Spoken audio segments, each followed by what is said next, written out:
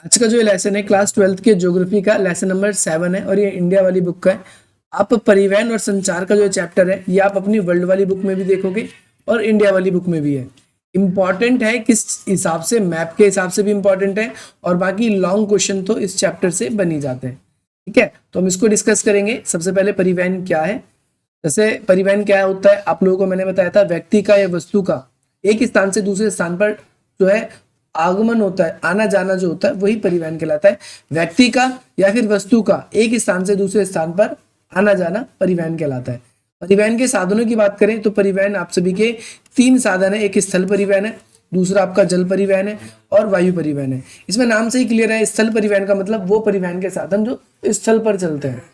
जल परिवहन मतलब वो साधन जो कि जलों के ऊपर चलते हैं और वायु परिवहन का मतलब सिंपल सा है, जो वायु में चलते हैं। अब जैसे परिवहन के साधनों में अब देखो, अब वायु परिवहन में एक नई चीज आ रही है जिसे बोलते हैं हम ड्रोन। हालांकि अभी तक आपके एनसीईआरटी बुक में उसको ऐड नहीं किया गया है, लेकिन अभी यहाँ पर हम उसको परिवहन के साधन के रूप में भी देख सकते हैं।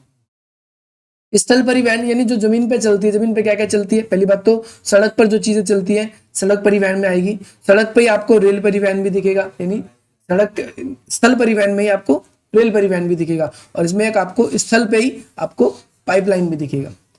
जल परिवहन 2 तरीके का होता है। जल परिवहन में आप देखोगे एक अंतःस्थलीय जलमार्ग यानी जो आपकी नदियों के ऊपर होता है, और एक होता है आपका समुद्र वाला, जिसे सागरीय महासागरीय बोल देते हैं, जहां पर एक देश से दूसरे देश पर समुद्र के थ्रू सामान लाया ले जाया जाता है। और अंतःस्थल में ये हैगा कि देश के अंदर ही नदियों के सहारे या नहरों के सहारे एक स्थान से दूसरे स्थान पर जब सामानों को लाया ले जाया जाता है। ऐसे वायु परिवहन भी 2 तरीके का है। एक है जो देश के अंदर वस्तुओं को एक जगह से दूसरी जगह लाया ले जाया जाता है, और अंतरराष्ट्रीय में आ जाएगा कि भाई एक देश से दूसरे देशों में लाया ले जाया जाता है। संचार की बात करते हैं तो संचार को इंग्लिश में हम क्या बोलते हैं? कम्युनिकेशन बोलते हैं। ये इंग्लिश में इसे कम्युनिकेशन कहते हैं और ये लैटिन भाषा के कम्युनस शब्द से बना है। हिंदी में बात करते हैं तो संचार जो शब्द है वो चर धातु से उत्पन्न हुआ है, जिसका मतलब होता है चलना। जब संचार क्या होता है कि जब आप अपनी बातों को, अपने विचारों को, अपनी भावनाओं को या फिर अपनी अभिव्यक्ति को किसी दूसरे व्यक्ति को व्यक्त करते हो तो ये क्या कहलाता है? आपका संचार कहलाता है। जब व्यक्ति अपनी बातों को दूसरे व्यक्ति को व्यक्त करता है तो वो क्या कहलाता है? संचार कहलाता है। वो उसकी भावनाएं भी हो सकती है, उसकी बात भी हो सकती है, उसकी अभिव्यक्ति भी हो सकती है, उसका सुख हो सकता है, दुख हो सकता है। तो संचार में हम क्या करते हैं? किसी सामने वाले पर्सन को, किसी दूसरे व्यक्ति को हम अपनी बात को पहुंचाते हैं। एक होता है आपका जनसंचार। संचार और जनसंचार में डिफरेंस केवल इतना होता है, जब आप अपनी बात को एक माध्यम से जब बहुत सारे लोगों को एक साथ पहुंचाते हो तो वो जनसंचार होता है। लेकिन अब अपनी बात को सामने सामने से, क्लास के अंदर एक टीचर पढ़ा रहा है और सामने उसकी क्लास बैठी है तो वो उनके सामने डायरेक्टली संचार हो रहा है। लेकिन एक टीचर जब यूट्यूब के माध्यम से बहुत सारे स्टूडेंट्स को पढ़ा रहा है तो वो एक जनसंचार का माध्यम है, क्योंकि एक जगह रहकर हम अपनी बात को एक ही समय में जब अलग अलग लोगों तक पहुंचाते हैं, एक ही समय में एक जगह से बैठकर जब अपनी बात को हम अलग अलग जगह पर पहुंचाते हैं तो वो जनसंचार होता है। और जब हम अपनी बात को केवल अपने सामने बैठे हुए लोगों को, चाहे वो एक हो सकता है, 2 हो सकता है या 2 से ज्यादा भी हो सकते हैं, तो सामने सामने जो हमारे बीच में कन्वर्सेशन हो रही है, बातचीत हो रही है, या 2 पक्षों के बीच में जब बातचीत हो रही है तो संचार कहलाएगा। अब एक ही बार में एक से ज्यादा पक्षों के बीच में जो है सूचनाओं का, ज्ञान का, किसी भी चीज का आदान प्रदान होता है तो वो क्या कहलाया जाता है? आपका जनसंचार। तो इसमें व्यक्तिगत संचार होता है। व्यक्तिगत यानी पर्सनल, जैसे पर्सनल संचार आप किसी से करते हो, फोन पे बात करते हो, आप टेलीग्राम से बात करते हो, किसी पे फैक्स पे बात करते हो, ईमेल पे करते हो या इंटरनेट के थ्रू करते हो। सार्वजनिक में क्या आ जाता है? आपका रेडियो, टेलीविजन, आजकल जो आपके इंटरनेट, यूट्यूब वगैरह है, ये सार्वजनिक के रूप में भी हम इसको देख सकते हैं। क्वेश्चन में आपसे फर्स्ट क्वेश्चन आ चुका है 3 और आपके 5 मार्क्स के, जो कि 3 मार्क्स या 5 मार्क्स में आपके पूछे जा सकते हैं। जैसे पूछा गया है भारत में कोंकण रेलवे का निर्माण कब हुआ और इसकी क्या विशेषता है। दूसरी तरीके से क्वेश्चन कैसे पूछा जा सकता है? कोंकण रेलवे अभियांत्रिक का एक अनूठा चमत्कार माना जाता है। ये अनूठा तो कोंकण रेलवे, पहली बात तो ये आपसे एमसीक्यू में पूछा जा सकता है किस दिशा में चलती है? भारत के उत्तर, पूर्व, पश्चिम या दक्षिण, किस दिशा में चलती है? तो आपको बोलना है इसकी दक्षिण दिशा में। किस दिशा में? ये दक्षिण दिशा में है ये। ठीक है भाई। कोंकण एक क्षेत्र है जो कि आप देखोगे गोवा, मेनली बता रहा हूं इसका मैं, गोवा और साथ ही साथ आपका कर्नाटक, ये आपका पूर्वी घाट है। आप साउथ में अगर मैप को ऐसे करके देखोगे तो ये आपको पूर्वी घाट दिखेगा इधर, सर ये पश्चिमी घाट है, पूर्वी नहीं पश्चिमी घाट है। कौन सा घाट है ये? पश्चिमी, ये पूर्वी घाट है। इधर का जो क्षेत्र है ये काफी पहाड़ी वाला है और ऊंचाई नीचाई वाला इलाका है, जिसकी वजह से आपको पता है ऊंचाई नीचाई का जो इलाका होता है वहां पर ट्रेन की फैसिलिटी करना बहुत मुश्किल हो जाता है, और समुद्र से टच में भी है। इस वजह से काफी ज्यादा मुश्किल टास्क रहा है इंडियन के भारतीयों के लिए कि यहाँ पर रेलवे की फैसिलिटी शुरू की जाए। और ये रेलवे की फैसिलिटी क्यों इंपॉर्टेंट है इस एरिया में, बताओ यार। तुम सोचोगे डायरेक्टली सीधी बात है कि यहाँ पर रेलवे की फैसिलिटी इस एरिया में इसीलिए इंपॉर्टेंट है ताकि अगर आपको अपना व्यापार करना है, अपना व्यापार आपको देश विदेश भेजना है, तो आप इस ट्रेन के थ्रू जल्दी से सामान ला दो और अपना सामान एक जगह से दूसरी जगह पर क्या कर सको, आप भेज सको। ये इंपॉर्टेंट है आप सभी के लिए। मैप है आप सभी के लिए, ये कोंकण रेलवे का है। अब देखो यहाँ से ये मुंबई के करीब से यहाँ से गुजर रहा है। अब देखो ये किनारे किनारे आपको दिख रहा है, ये गोवा होता हुआ आपका फिर कर्नाटक में और यहाँ पर इस केरल के तट तक जाता है। तो ये किनारे किनारे का इलाका है और आपको पता है इस जगह पर रेलवे की इतनी ज्यादा डिमांड क्यों है, तो सीधी सी बात है व्यापार के पर्पज से, व्यापार के पर्पज से। अब ये इधर किनारे किनारे डेवलप किया गया है, किनारे किनारे क्या किया गया है, डेवलप किया गया है। तो देखो क्या है, सबसे पहली बात तो इसका निर्माण कब हुआ, आपसे निर्माण के बारे में पूछा जाए तो आप क्या बोलोगे, 1998 में। इसकी विशेषता क्या है, निम्नलिखित विशेषता है। पहली बात तो ये रेल मार्ग जो है आपका रोहा, महाराष्ट्र में आपका तट है रोहा। आपसे पूछा जा सकता है रोहा किस स्टेट्स में है, तो आपका महाराष्ट्र में है। महाराष्ट्र को ये रेलवे लाइन किससे कनेक्ट करता है, कर्नाटक से। और ये कर्नाटक में भी एक स्थान है जिसका नाम है मंगलोर, एक तो बैंगलोर है एक मंगलोर, इसको जोड़ता है। और ये कितना है आपको ध्यान रखना है, 760 किलोमीटर लंबाई है। दूसरी बात, ये रेल मार्ग क्या करता है, 146 नदियों की धाराओं से और 2000 पुलों और 91 सुरंगों को पार करता है। मैंने आपको बताया पर्वतीय इलाका है, पर्वतीय इलाका होने की वजह से यहाँ पर नदियां भी है। नदियां की 146 धाराओं को क्रॉस करता है केवल 76 किलोमीटर के 760 किलोमीटर में। और सोचो कितने 2000 पुल हैं, सुरंग कितनी है आपकी, 91 सुरंग है। देखो साथी, इस मार्ग पर एशिया की सबसे लंबी सुरंग है, पूरे एशिया में सबसे लंबी सुरंग जो है इसी मार्ग पे है, जो कि 6.5 किलोमीटर की सुरंग है। इंपॉर्टेंट बन गई, 6.5 किलोमीटर की सुरंग। इसके साथ साथ इस परियोजना में कर्नाटक, गोवा और महाराष्ट्र 3 राज्य शामिल है।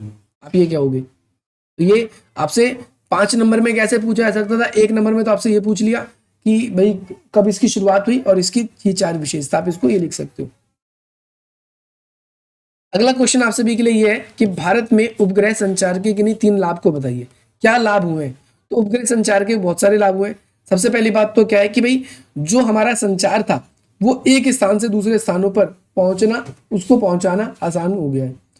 दूसरा, हम क्या कर सकते हैं, अपनी सूचनाओं को सतत लगातार भेज सकते हैं। जैसे मैंने अपना कोई मैसेज है किसी को भेजा, फिर उस पर्सन ने अपना मैसेज भेजा, तो इसमें टाइम नहीं लगेगा, इंस्टेंटली हम अपने एक दूसरे को मैसेज क्या कर सकते हैं, भेज सकते हैं। दूसरा इंपॉर्टेंट आपको ध्यान रखना है कि उपग्रहों से मौसम का पूर्वानुमान लग जाता है और साथ साथ प्राकृतिक आपदाओं की भी निगरानी कर सकते हैं। जैसे सैटेलाइट है, सैटेलाइट पे आजकल कैमरे होते हैं, तो उस कैमरे से हम मौसम का पूर्वानुमान लगा लेते हैं, पहले ही हमें पता चल जाता है। जैसे आप मैप आप चेक करते हो कि बारिश किस दिन आएगी, आने वाले वीक में क्या बारिश हो सकती है, तो आप अपना प्लान करते हो, इस हिसाब से मौसम देखकर प्लान करते हैं। दूसरा, प्राकृतिक आपदा, कहीं पर बाढ़ आई है तो सिचुएशन कैसी है, हम वहाँ के सैटेलाइट मैप से या और चीज़ों से हम क्या कर पाते हैं। जैसे भी कोविड-19 था तो कौन कौन से राज्य में ज़्यादा कोरोना फैल रहा था, तो उसको रेड जोन में हम दिखाते थे। कौन कौन से इलाके ऐसे थे जहाँ पर कोरोना कम फैला हुआ था, यानी कम सिचुएशन थी, तो ऑरेंज जोन था। कहीं पर बिल्कुल भी नहीं था तो वो ग्रीन जोन था। तो इस तरीके से हम कह सकते हैं। और साथ ही साथ में सीमा जो क्षेत्र है, हमारी बॉर्डर जो है हमारे देश का, उसकी निगरानी भी कर सकते हैं उस सैटेलाइट्स के थ्रू। आपको ये याद रखना है। ये 3 नंबर में क्वेश्चन आपसे पूछा जा सकता है, 3 ही आपको, ये 3 पॉइंट आप आसानी से इसके अंदर याद रखोगे। अगला आपसे पूछा जाएगा सीमा सड़क संगठन, जिसे बोलते हैं BRO, सड़क सीमा संगठन। तो यहाँ पर सीमा का मतलब बॉर्डर, बी से, रोड का R से, और O से मतलब ऑर्गेनाइजेशन। इसकी स्थापना क्यों की गई, आपसे ऐसे ही पूछा जा सकता है BRO क्या है, तो आप वहां पर याद रखना है आपको BRO का मतलब क्या है, सीमा सड़क संगठन।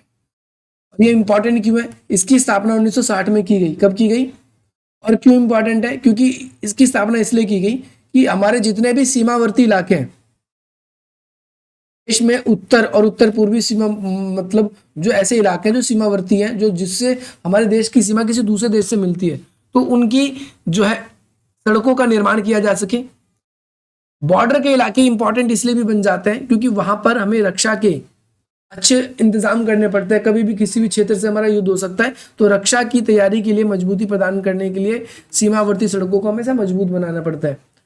इसके अलावा बहुत ज्यादा ऊंचाई वाले कई इलाके ऐसे, आपको पता है नॉर्थ का जो हमारा चाहे वो कश्मीर का इलाका है, कश्मीर का इलाका है, कश्मीर के इलाके के बाद में पूरा का पूरा पहाड़ी इलाका ही है जो इधर चलता है हमारा, तो इसमें भी हमें किसकी जरूरत पड़ती है भाई, पर्वतीय इलाके, चंडीगढ़ मनाली लेह को जोड़ने इंपॉर्टेंट टनल्स रहेंगी, वो सारी की सारी ये बनाता है। ऊंचाई वाले स्थान पर ये बर्फ हटाने का भी कार्य करता है, तो ये भी इंपॉर्टेंट है आपके लिए। ये क्वेश्चन बहुत इजी है। देश की प्रगति यानी देश के विकास के लिए रेलवे का क्या योगदान है, तो आपको पता है देश की जो विकास है उसमें रेलवे का बहुत ज्यादा योगदान है, क्योंकि रेल द्वारा कोयला सबसे अधिक ढोया जाता है, यानी एक स्थान से दूसरे स्थान पे लाया जाता है। आपको पता है कोयला को जलाकर क्या किया जाता है, ऊर्जा यानी विद्युत बनाया जाता है, और साथ ही साथ में इसको सिर्फ कोयला ऐसे नहीं बल्कि बहुत सारा ऐसा कच्चा माल है जो एक स्थान से दूसरे स्थान पर रेलवे स्टेशन या रेलवे के थ्रू ही आप जाता है। रेलवे से इसका ढुलाई का मतलब एक ढो के ले जाना एक जगह से दूसरी जगह। रेल तैयार मालों को भी विभिन्न स्थानों या बाजारों तक पहुंचता है। जैसे दिल्ली में बहुत सारी फैक्ट्री है, तो दिल्ली में जिन वस्तुओं का उत्पादन किया जाता है उसे एक स्थान से दूसरे स्थान पर रेलवे के थ्रू लाया जाता है। दूसरी बात, मैंने अभी आपको कोंकण रेलवे का एग्जांपल दिया था कि समुद्री तट के इलाके जो विदेशों में भी अपना हमारा सामान जाता है, तो क्या होता है ट्रेनों पे लद कर ही बहुत सारा सामान विदेशों में भी जाता है, या विदेशों से जो सामान आता है वो ट्रेनों से या और जगहों से लद कर हमारे यहाँ पर आता है। साथ ही साथ रेल यात्रियों को माल, एक तो जो वस्तु है उसको ढोने की भी सुविधा प्रदान करता है, साथ ही साथ में व्यक्तियों को भी। साथ ही साथ रेलवे जो है एक कैसा माध्यम है, सस्ता माध्यम है, सस्ता माध्यम है। साथ ही साथ इसमें सुरक्षात्मक उपाय भी हमको दिखते हैं, विकास के अंदर ये फायदा है। हम देखते हैं कि दूर दराज के स्थानों तक हमें यात्रियों को भी और मालों को भी लेके जा सकते होता है। दुर्घटना स्थल पर दुर्घटना घटने की संभावना कम होती है, हालांकि दुर्घटना घटती है, ऐसा नहीं कि नहीं घटती, लेकिन दुर्घटना घटने की जो पॉसिबिलिटीज है वो कम होती है। रेल के अंदर लंबी दूरी में अलग अलग तरह की फैसिलिटी मिलती है हमें, आपको पता है। कृषि उद्योग विकास की गति में भी तेज करने में, आर्थिक विकास करने में इसने योगदान दिया है। तो बहुत सारे इलाके हैं जहाँ पर कृषि के विकास करने में, मैन्योर हो गया, खाद हो गया, एक जगह से दूसरी जगह लाने ले जाने में भी ये इंपॉर्टेंट भूमिका निभाता है। पेपर में क्वेश्चन पूछा जाता है पाइपलाइन की विशेषता बताइए, इसकी कई बार कमियां भी आता है और विशेषता भी आती है, तो ध्यान रखना है किसी भी प्रकार की जलवायु के लिए आसानी बिछाया जा सकता है पाइपलाइन, चाहे गर्मी हो चाहे सर्दी हो चाहे बरसात हो, पाइपलाइन सभी में जा सकता है। लंबी दूरी तक क्या कर सकता है भाई, इसको हम अपना सामान जो भी इसमें बेसिकली पाइपलाइन में या तो तरल पदार्थ जाता है या आपका गैसीय पदार्थ जाता है, या तो तरल जाता है या गैसीय पदार्थ जाता है, आप सभी का गैस का पदार्थ। तो ये लंबी दूरी के लिए बिल्कुल सस्ता पड़ता है, समय की बचत होती है, प्रदूषण नहीं करता, और साथ ही साथ तरल व गैसीय पदार्थ के लाने ले जाने के लिए एक स्थान से दूसरे स्थान पर है। इसके साथ साथ भारत में ऐसे क्वेश्चन पूछा गया है, भारत में आपने परिवहन के प्रकार देखे, जिसमें आपने स्थल देखा, जल देखा और वायु देखा। इसमें कह रहा है कि स्थल जो परिवहन है, अन्य सभी साधनों में जो सड़क परिवहन है वो इंपॉर्टेंट क्यों माना जाता है। सड़क परिवहन की विशेषता बतानी है, तो सड़क परिवहन कई वजह से इंपॉर्टेंट है। पहली बात तो सड़क अपेक्षाकृत उबड़ खाबड़ है ना, ढलुआ भूमि पर भी बनाई जा सकती है, चाहे पहाड़ हो चाहे पठार हो, सड़क कहीं पर भी बनाई जा सकती है। सड़क के लिए क्या चाहिए, समतल जमीन होनी चाहिए, बस नहीं है ऊंचाई वाला इलाका भी है तो भी परिवहन ऐसे ऐसे करके ऊपर नीचे होकर क्या होता है, ऐसे करके ऐसे करके ऐसे ऐसे ऐसे ऐसे चला जाता है कि नहीं चलाता गाड़ी। फ्लाईओवर आप इसका अच्छा एग्जांपल देख सकते हो। सड़क से हमें घर तक की सेवा प्रदान करती है, द्वार का मतलब है घर से घर तक की सेवा प्रदान होती है। कोई भी परिवहन हमें साधन घर तक नहीं छोड़ सकता, केवल सड़क के थ्रू हम घर तक आ सकते हैं। जल परिवहन भी जहां तक जल होगा वहां तक जाएगा, वायु परिवहन केवल जहां पर एयरपोर्ट या फिर जहां पर ऐसी व्यवस्था होगी जहां पर रुक सकता है वहां तक। सड़क परिवहन क्या करता है, सड़क परिवहन अन्य परिवहन साधनों का पूरक है, यानी अगर हमें जल परिवहन के साधन तक जाना है, शिप तक जाना है या एयरपोर्ट तक जाना है, तो हम सड़क के रास्ते ही जाएंगे, सड़क के थ्रू वहां पहुंचेंगे, इसलिए इसका पूरक है। दूसरा, खराब होने पर भी इस पे सामान ढोया जाता है, ऊबड़ खाबड़ है तब भी हालांकि स्लो हो जाती है गति, लेकिन सामान ढोया जा सकता है। मैं वही बात करूं दूसरी तरफ, अगर जल परिवहन का ऐसा हो सकता है कहीं अच्छा पानी ना हो, पानी का लेवल जैसा चाहिए शिप को चलाने के लिए वैसा पानी का लेवल ना हो, तब भी हम शिप वहां पे चला देंगे, नहीं चला पाएंगे। तो ये इसका फायदा ये है कि खराब होने पे भी सड़क थोड़ा बहुत चल सकता है इस पे। थोड़ी दूरी मात्र के लिए बहुत सुविधाजनक है, अगर आपको थोड़ी दूरी जानी है तो आप इसका यूज कर सकते हो। लंबे दूरी में सड़क परिवहन जो है वो आपका खराब हो जाता है, उसके बाद फिर आप या तो वायु परिवहन लेते हो तेज जाना है तो, या फिर आप दूसरा साधन लेते हो।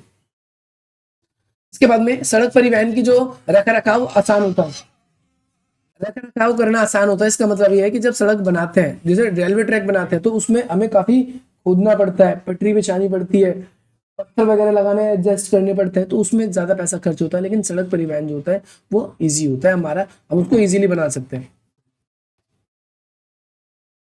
अगला क्वेश्चन है, हमारे पास संचार के जो साधन है आजकल के जमाने में बहुत सारे हैं, लेकिन उसमें इंटरनेट सबसे अधिक प्रभावशाली क्यों है? तो आपको बताएं इंटरनेट के कई सारे फायदे, इसमें इंटरनेट के फायदे बताने के तरीके से। तो इंटरनेट जो है भारत, देखो अगर भारत में सर्वाधिक प्रभावी और आपका अनु अधुनातन अधुनातन मतलब आधुनिक होगा यहाँ पर, ठीक है। व्यक्ति यानी जो व्यक्ति ज्यादा इस्तेमाल करते हैं उसमें संचार की प्रणाली कौन सी है? भारत में सबसे ज्यादा जो आज के जमाने में संचार की प्रणाली लोग कौन सा यूज करते हैं? तो इंटरनेट ही यूज कर सकते हैं, और उसका ही आपको बताना है क्या क्या लाभ है। तो इंटरनेट क्या है कि विभिन्न मदों की विस्तृत जानकारी, आंकड़े भी उपलब्ध कराता है। अभी जैसे मुझे कोंकण रेलवे आपको दिखाना था, तो कोंकण रेलवे मैंने इस तरीके से दिखा दिया, तो हमें आंकड़े भी मिल जाते हैं। देखो सुरंग भी दिख रही है, अभी आपने सुरंग की बात की थी, नदी का आपको पता चला कि ये नदियों की जो ये बॉडीज है उसको पार करके जाता है। तो इंटरनेट पे हमको विस्तृत जानकारी मिल जाती है, आंकड़े भी मिल जाते हैं। अगला, नगरीय क्षेत्र में इसका व्यापक स्तर पर उपयोग होता है। सबसे ज्यादा उपयोग कहां पर? शहर में रहने वाले लोग करते हैं, ऑफिस में इंफॉर्मेशन को एक जगह से दूसरी जगह पास करने के लिए और सभी चीजों के लिए। तीसरा, यह उपयोगकर्ता को ईमेल के माध्यम से कम लागत में सूचना विनिमय कराता है। आज के जमाने में आपको, जैसे पहले एक जमाना था, अब जैसे आप कॉल करते हो आजकल व्हाट्सअप कॉलिंग या फिर आईएमओ पे, गूगल डीओ, ऐसे बहुत सारे आपके वीडियो कॉल्स के या कॉल्स के आपके पास में ऑप्शन बहुत सारे हैं। लेकिन हम क्या देखते हैं, हम आज के ज़माने में ये देखते हैं कि ईमेल की वजह से कम लागत में हम सूचनाओं को एक जगह से दूसरी जगह पहुंचा देते हैं। जैसे पहले कॉल करते थे हम किसी को, तो क्या होता था कि भाई उसका कॉस्ट ज़्यादा लगता था, 1 मिनट बात करेंगे तो 1 रुपये खर्च होगा, 2 मिनट बात करेंगे तो 2 रुपये, काफ़ी देर तक बात करते थे तो काफ़ी देर पैसा खर्च। लेकिन ईमेल के आने से इसकी जो है लागत मूल्य कम हो गई है। अच्छा, इंटरनेट के आने से व्यक्ति को ईमेल का यानी इंटरनेट का एड्रेस, ईमेल का मतलब आपका ईमेल एड्रेस होता है ना जो आपका, वो इंटरनेट का एड्रेस होता है। अगर किसी व्यक्ति को आपका पता जानना हो तो ईमेल एड्रेस के थ्रू वो आपको जान सकता है कि व्यक्ति कहाँ पर है कहाँ पर नहीं है, आपकी लोकेशन से लेकर आपके किस डिवाइस में आपका क्या क्या है, ये सारी चीजें उसमें जानकारी पता चल जाती है। अगला ई कॉमर्स। ई कॉमर्स पता है आप फ्लिपकार्ट, अमेजोन, ऐसी बहुत सारी चीजें यूज करते हो, तथा इलेक्ट्रॉनिक के जो लेन देन होते हैं ये काफी ज्यादा होने लगे हैं। एकाधिक मतलब इसका उपयोग जो है वो बहुत ज्यादा क्या होने लगा है। इसका जो ई कॉमर्स का जो उपयोग है ये बहुत ज्यादा क्या होने लगा बेटा, होने लगा है। बोलो मेरी बात समझ में आई, हाँ या ना? आगे ना मेरी बात समझ में? तो इससे बहुत सारे लोगों को रोजगार भी मिला है, हम ये भी कह सकते हैं। देखो आज के ज़माने में बहुत सारे लोग ऐसे हैं जो इंटरनेट पे बैठे इंटरनेट को ओपन करके रखते हैं। टीचिंग को एक नया प्लेटफॉर्म मिला है, आपको घर बैठे बैठे कहीं की जाने आने की टिकट बुक करनी है, आपको घर बैठे बैठे अपना बिजनेस रन करना है, आप बहुत सारे काम कर सकते हो घर बैठे बैठे। आपको कुछ चीज़ सीखनी है, ये सारी चीज़ें इंटरनेट के थ्रू पता चल जाता है। क्वेश्चन हम बता चुके हैं अभी आपको ऊपर कि भाई रेलवे जो है वो क्यों इंपॉर्टेंट माना जाता है, तो ये आप लोग कर लोगे इस वाले क्वेश्चन को। अगला क्वेश्चन ये भी इंपॉर्टेंट है कि भारत का सड़क जाल संसार का विशालतम सड़क जालों में से एक है, उदाहरण बताना है। देखो सड़क जाल का मतलब क्या है? सड़क जाल का मतलब है कि जो सड़क है वो बहुत ज्यादा बनी हुई है। हम कह सकते हैं विश्व में हमारा जो सड़क जाल है वो विश्व के सबसे अधिक सड़क जालों में से इसीलिए है क्योंकि भारत में सबसे ज्यादा पॉपुलेशन रहती है और अधिकतर लोग एक स्थान से दूसरे स्थान पर जाने के लिए, हालांकि लंबी दूरी के लिए नहीं, छोटी दूरी के लिए किसका उपयोग करते हैं? वो सड़क का ही उपयोग करते हैं, है ना। तो यहाँ पर जैसे कि बताया गया है भारत में सड़क जाल विश्व में दूसरे नंबर पे है, पहले नंबर पे अमेरिका में सड़क जाल, ठीक है भाई, संयुक्त राज्य अमेरिका में, और दूसरे नंबर पे भारत में। तो भाई भारत में सड़क जाल की या भारतीय सड़कों की कुल लंबाई कितनी है? लगभग 62.16 लाख किलोमीटर है। इतना किलोमीटर भारत में सड़क ही सड़क है पूरी दुनिया भारत के अंदर।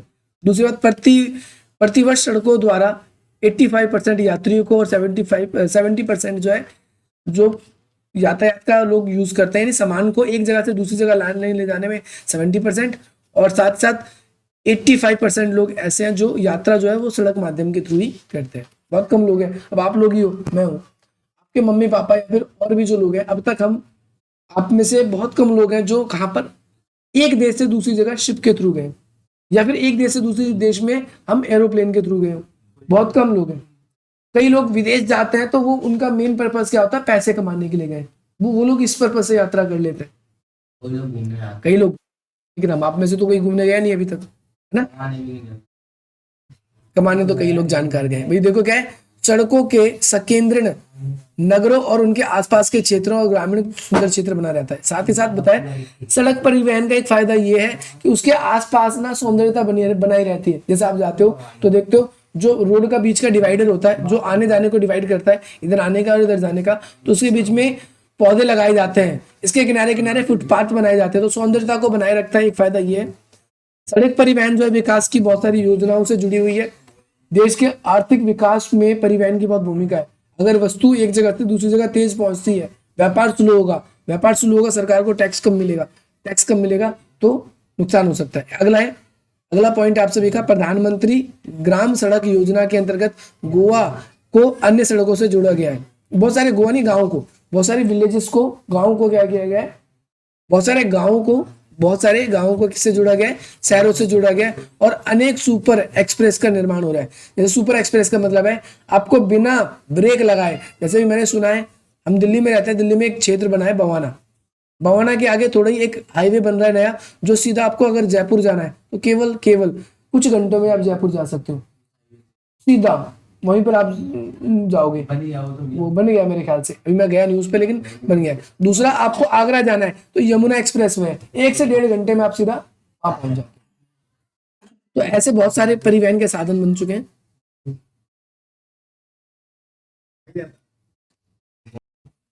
अगला क्वेश्चन है कि भाई भारत में जल परिवहन जो है वो इंपॉर्टेंट है, विश्लेषण करना है, या फिर लोकप्रिय क्यों है। आपको पता है हमारा जो 3 तरफ से समुद्र की घिरा हुआ हमारा क्षेत्र जो है, इसे प्रायद्वीप कहते हैं। इधर अरब सागर, इधर हिंद महासागर, इधर बंगाल की खाड़ी है, तो 3 तरफ से समुद्र से घिरा है, पहली बात तो। और दूसरा, भारत में गंगा नदी इंपॉर्टेंट है, साउथ में और भी बहुत सारी नदियां हैं, तो इससे हमारा व्यापार भी बहुत ज्यादा होता है।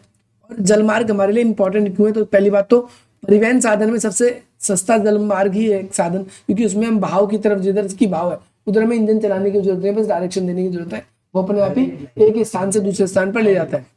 दूसरा, भारी और स्थूल सामग्री, जो भारी सामग्री है उसका भी परिवहन करने के लिए उपयुक्त माना जाता है। तीसरा, इसे मार्ग बनाने की जरूरत नहीं पड़ती, कई बार जाम लगने जैसी कोई प्रॉब्लम नहीं होती। साथ ही साथ भारत की 3 ओर जल से घिरा हुआ है, जैसे कि मैंने बताया, और ये तट रेखा काफी लंबी है, जिस तट रेखा काफी लंबी होने की वजह से भारत को व्यापार करने के लिए तीनों ओर से साधन मिला हुआ है। इसके अलावा देश का परिवहन का लगभग 1% योगदान देता है, यानी देश के परिवहन में केवल 1%, लेकिन ये 1% का योगदान भी हमारे अंतर्राष्ट्रीय व्यापार के लिए इंपॉर्टेंट है। राष्ट्रीय व्यापार जितना भी होता है देश के अंदर, वो होता है सड़क परिवहन, रेल परिवहन, इनके थ्रू ज्यादातर होता है, लेकिन अंतर्राष्ट्रीय परिवहन में ये बहुत इंपॉर्टेंट भूमिका निभाता है। इसके अंतर्गत आपकी नदियां, नहरें, पश्च जल और आपकी संकरी खानी जो है, इन सबको हम यूज करते हैं। इसका लोकप्रियता, आखिर अगर पूछ लो आपसे पेपर में, इसकी लोकप्रियता कम क्यों है, क्योंकि कम इसीलिए है क्योंकि हर जगह पर यह अवेलेबल नहीं है। हर जगह पर नहरें, और जो एक नहर दूसरे नहर को कनेक्ट करे ऐसा संभव भी नहीं है। दूसरी बात, बहुत जगहों पर सिंचाई के लिए जल को यूज किया जाता है, तो जिसकी वजह से देश की जो आंतरिक जल मार्ग जो है उसका यूज नहीं हो पाता, और जल निकाय खराब व्यवस्था रहती है। यानी जल निकाय का मतलब है कि जल जो है वो जैसे एक जगह से दूसरी जगह डैम पे पहुंचता है, तो बहकर इस जगह की जो स्थिति है उसकी खराब है। वहां पर बहुत सारे लोग तरह तरह की गंदगी, कूड़ा कचरा, या फिर लोग अपनी मूर्तियां विसर्जित कर देते हैं, जो भी चीजें हैं। अब ये अच्छी भी हो सकती है भाई, देखो लोगों के पर्पज से बुरी भी हो सकती है।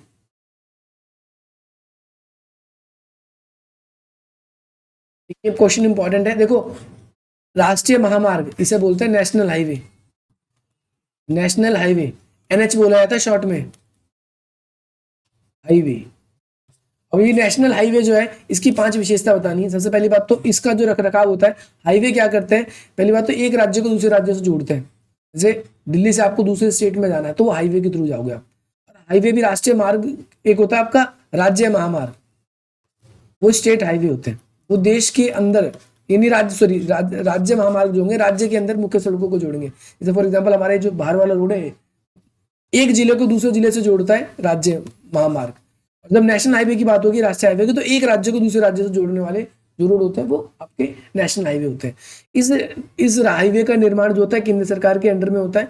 दूसरी बात, इसका उपयोग अंतरराज्य परिवहन के लिए, यानी एक राज्य से दूसरे राज्य में जाने आने के लिए, सामरिक क्षेत्र की वजह से, सुरक्षा की वजह से, और एक जगह से दूसरी जगह पर सेनाओं को लाने ले जाने के लिए इस्तेमाल किया जाता है। व्यापार के पर्पज से भी होता है। राजधानी के मुख्य केंद्रों में भी जाती है इन सड़कें, और महत्वपूर्ण पत्तनों, ये जो वायु के हो गए या फिर जल के हो गए, वहां तक भी ये जाते हैं। इसकी 2008 और 2009 में लंबाई कितनी थी? 70,939 किलोमीटर लंबाई थी, और ये मार्ग देश की कुल सड़कों का 1.6% थी। ये याद रखना, 6-7% देश के कुल मार्ग की। लास्ट क्वेश्चन है आज की क्लास का ये, जिसमें आपसे पूछा गया है कि भारतीय रेल जाल का विश्व का सबसे लंबे रेल मार्ग में से एक है। आपसे अगर डेंसिटी के हिसाब से जाल पूछे तो सबसे पहले आप बोलोगे बेल्जियम का है, यूरोप की कंट्री बेल्जियम। यहाँ पर रेलवे घनत्व सबसे ज्यादा है, और उसके बाद सबसे बड़ा रेलवे जाल जो कहीं पर है वो भारत में। भारत में बड़ा रेलवे जाल होने का रीजन क्या है? बड़ी जनसंख्या है। भारत में बहुत सारा व्यापार जो है एक स्थान से दूसरे स्थान पर रेलवे के थ्रू होता है। इसकी लंबाई में भी हमने थोड़ी देर पहले देखी भी थी, 67,956 किलोमीटर है। और भारत का जो रेलवे विश्व का जो है विशालतम उद्योगों में से एक है। इसके अगर हम बात करते हैं, रेलवे परितंत्र के कई सारे केंद्र बनाए गए, जिसमें 16 मंडलों में विभाजित किया गया है भारतीय रेल को। जैसे उत्तर रेलवे अलग है, उत्तर पश्चिम रेलवे अलग है, दक्षिण रेलवे अलग है। इस तरीके से भारतीय रेल ने मीटर और नैरो ब्रॉडगेज में बदलने के कार्यक्रम शुरू कर दिए हैं। देखो, रेलवे परिवहन जो होते हैं 3 तरीके की पटरियां होती है। एक होती है नैरो का मतलब इनकी पटरी के बीच की दूरी बहुत कम होती है। जिस ट्रेन की पटरी के बीच की दूरी कम होती है वो बहुत तेज चलती है। फिर होती है एक मीटर में ये होता है कि 1 मीटर इसकी पटरी के बीच की दूरी है। और एक होता है ब्रॉड गेज, जिसकी दूरी जो है ज्यादा होती है, इस पटरी के बीच की दूरी ज्यादा होती है। तो इसके हिसाब से भारत ने अपने आप को ढालना शुरू कर दिया है। इसका फायदा यह है कि ट्रेनों की जो गति है वो तेज बढ़ती जाती है। अब ये स्रोत आधारित क्वेश्चन है, तो ये क्वेश्चन आप पढ़ के इसमें से कर लोगे। ठीक है भाई।